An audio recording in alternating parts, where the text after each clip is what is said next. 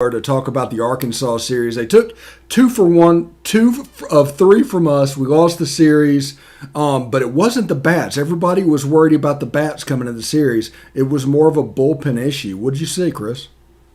Yeah, I think the bullpen wasn't what we'd like it to be. I think the hitting was it was really great this weekend, actually. Got contributions from guys like Hayden Leatherwood that we hadn't seen a lot out of lately. He had a huge 3-run blast yesterday to really cement it for us.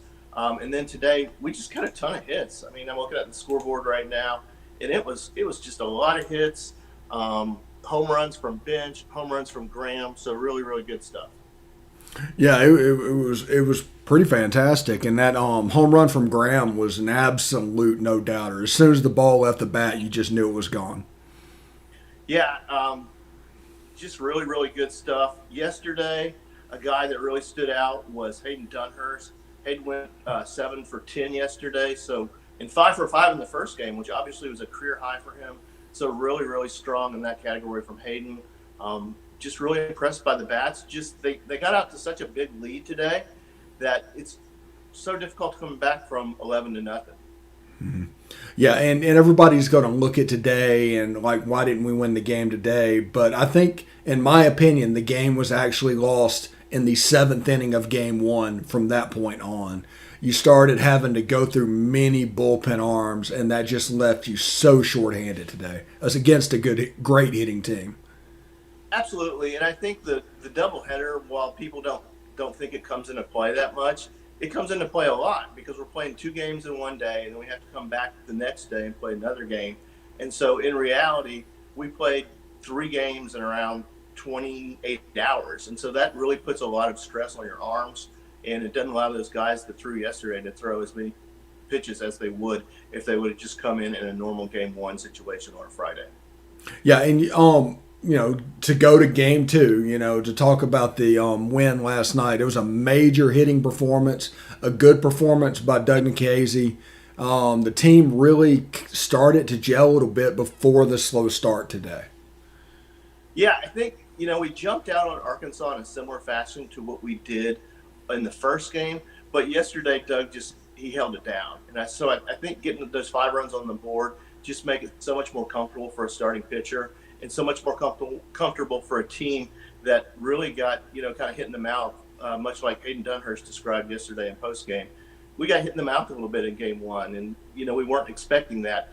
But Swayze Field really came to life, 33,000 over the course of the weekend, so really, really strong support from the Rebel faithful, so I was really, really impressed by that. I believe that's a new 3-game series record, at least for the regular season. So really excited to see that. Obviously, they are really excited down in Oxford to see their team really perform really well. Yeah, and were you surprised, like Drew McDaniel's performance? He just was a little bit not there. He was off on all of his relief appearances this weekend. A little bit surprised by that. I mean, I think that you're going to have times where you just don't have your A game. I think Ben McDonald describes it as a third of the time you're going to be really, really excellent. A third of the time you're going to have your average game, and a third of the time you're going to be a little bit below average. And perhaps this weekend was a little bit below average for him. Yeah, and what about the base on balls? What's your read on that? I think 19 today, 9 in Game 1. I mean, it's an unbelievable number for Ole Miss.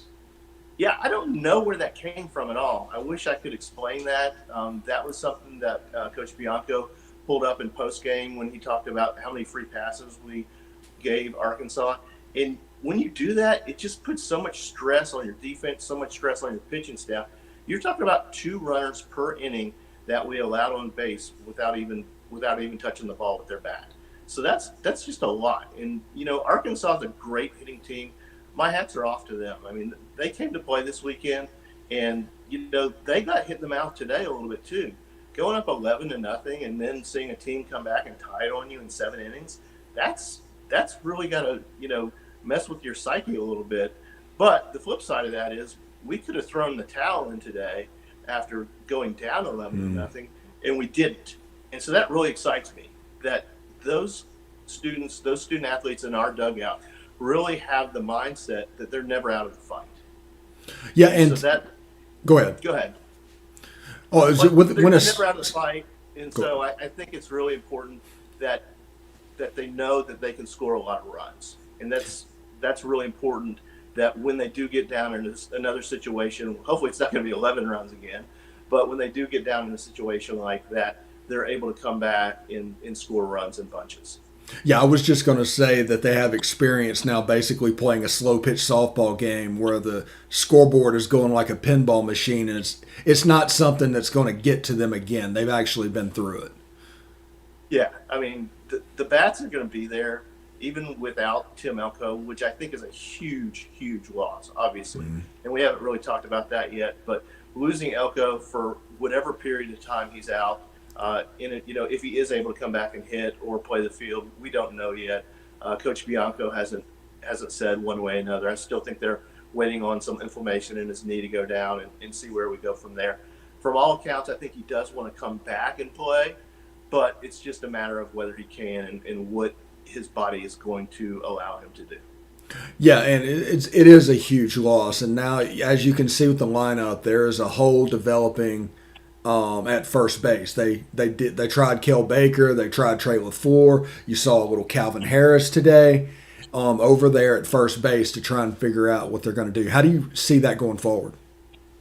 Yeah, that's a great question. I really don't know. I wish I did. If I did, I probably wouldn't be sitting in my living room right now talking to you. I'd probably be sitting somewhere with a nice Sharpie and a nice head coaching job. But I think that the lineup continues to be in play. You look at things that are going on in the outfield with McCants, with Plumlee, with Leatherwood, with all these other guys. I think the lineup continues to be in play. And I think it's just a sign that we have a lot of really good players and a lot of people that can perform at a really high level. It's just how they fit into the puzzle and where they fit into the puzzle. And so if Plumlee's best coming off the bench in a pinch running situation, that's where the coaching staff's going to use them. And if it's a guy like Leatherwood that is able to put it together this weekend and hit home runs, went 5 for 8 this weekend, I think that's the answer for me. So I think they'll continue to experiment with Harris, with LaFleur, and with Kel Baker at first, and just see where it shakes out. There's a ton of baseball left to play. We've got to understand that we are only 4 series into this thing. We're not even halfway through the grind, as they call it. So it's really important for us as fans to get a reality check, as well as to understand that Arkansas is a great program and a great team this year. And yes, we're going to see them again, probably in Hoover, and hopefully again, down the road. But we should not look at the series and say, "Oh, woe is us." No, this was a test, absolutely, for both clubs. And yes, we came out on the short end of the stick a little bit, but we're going to learn from this, and we're going to move forward. And this is only going to help us going forward. And so I'm excited. Obviously, I'd be more excited if we would have taken 2 out of 3 this weekend. But I think that we're still so young in the season. It's no time to push any sort of panic button. Yes, there were a lot of walks and a couple hit by pitches today, but we'll get that straightened out. No doubt in my mind. Yeah, get 2 in Starkville, and all of a sudden your plus minus going in through 5 games is you're still trending towards 18-12 for the season. Yep, and I think I know our guys are going to be ready to get off the mat, and I know our pitching staff after this weekend is going to have something to prove to everybody, not just themselves, but to everybody across the country. This was a series that national pundits circled, and after Vanderbilt dropped their series last night to Georgia, everybody said whoever won the series was going to be number 1, and so there were a lot of eyes on us today. And so I know our pitching staff is going to take this to heart and say, okay, here's what we can do to get better, and here's what we're going to do. Yeah, and it's just a shame because for 6 innings until that last one, Gunnar Hoagland was just dealing in game 1. Yeah, for him to get a no decision, it really stinks. He threw a no-hitter through 5, which is just, incredible against the bats of Arkansas. Look at the number of hits they pounded out the rest of the weekend. And for Gunnar to go 15 outs without allowing a hit, good gosh, incredible stuff. So Gunnar's got it locked down. Yeah, before we move on, I do want to ask you one more question. What do you think about the strike zone today? Ooh, That's a hot potato, isn't it? Mm-hmm. Obviously, there were a lot of borderline pitches that didn't go the way that the defense, that the pitchers, catchers, Hayden Dunhurst wanted to go. Um, the strike zone is the strike zone. You have to adjust. Unfortunately, with today's strike zone, it seemed like the home plate umpire was a little bit all over the place, and so the pitchers didn't know where the zone was. The hitters didn't know where the zone was.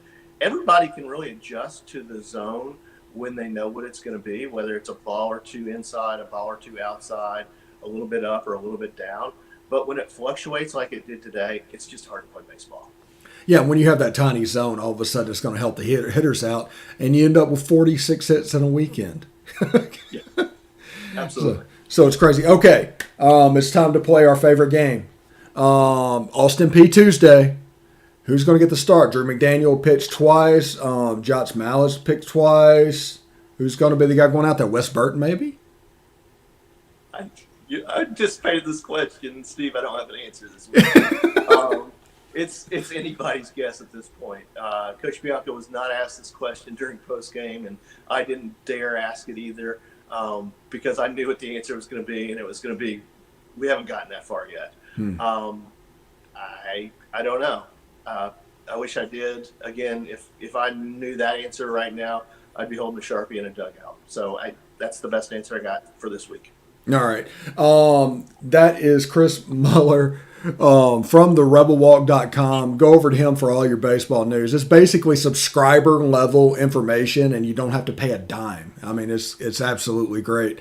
Evelyn and the crew over there, even football, all the sports together, doing a great thing. And we have more shows coming up. I think this week is going to be the first of our Rebel Walk recruiting show. And I think we're going to do a baseball preview show with Chad from the Swayze Crazy Plays page on Facebook.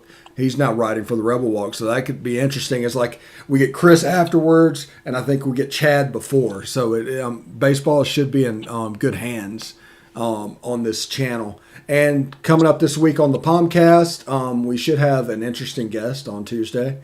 And I'll tell you who it is later. And we're just going to look at what's going on and try and have a little bit of fun. But Chris, I really do appreciate you joining us today, and we're going to get this up in a few minutes, and I hope everything goes great, man.